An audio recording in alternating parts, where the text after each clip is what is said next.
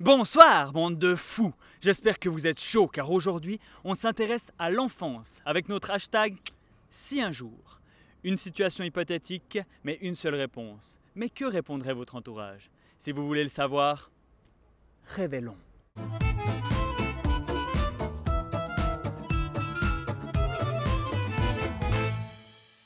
Nous nous retrouvons à Fribourg pour questionner ses habitants de tous sexes, âges et origines différentes sur la question hypothétique suivante. Si vous pouviez vous retrouver dans la vie d'un enfant durant un jour, qu'est-ce que vous feriez? Réfléchissez bien à cette question et soyons surpris des réponses. C'est parti! Bonjour messieurs!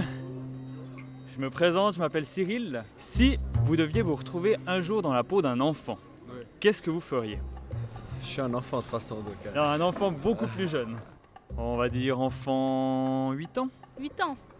Ah, j'ai une enfance super cool, donc j'imagine que je referai exactement comme j'ai été. Je jouerai, je ferai des cabanes dans les arbres. Et quand on voit les enfants, on se dit ouais, on aimerait bien être comme eux quoi. Ils sont là, ils ont pas de devoirs, ils sont tranquilles quoi. Mais bon, on remarque jamais, de toute façon on fait tous la même chose. En tout cas avec le recul maintenant, je souhaiterais qu'il y ait beaucoup plus de communication dans ma vie. Si tu pouvais être ou revivre dans la peau d'un enfant durant un jour, qu'est-ce que tu ferais? Je pense que j'irai construire des cabanes dans les arbres. Tellement bien.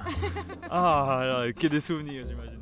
Être dans le salon de ma grand-mère en Corse et puis sentir son gâteau à la yaourt. C'est à la yaourt.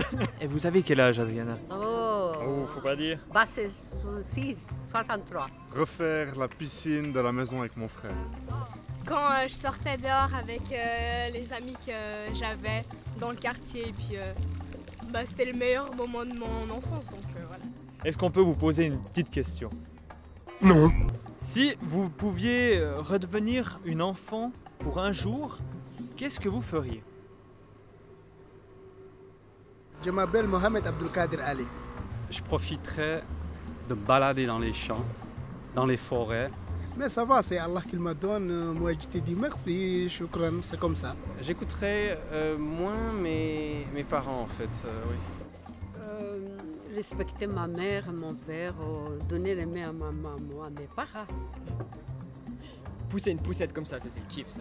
Ouais, regarde ça, comme il est en kiff total le gamin là. J'irai faire la sieste. Qu'est-ce qu'on ferait? Des bêtises qu'on n'avait pas le droit de faire.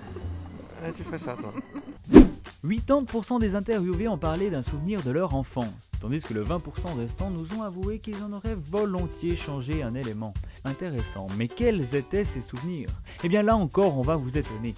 40% parlaient de famille et tutti quanti à ce moment-là.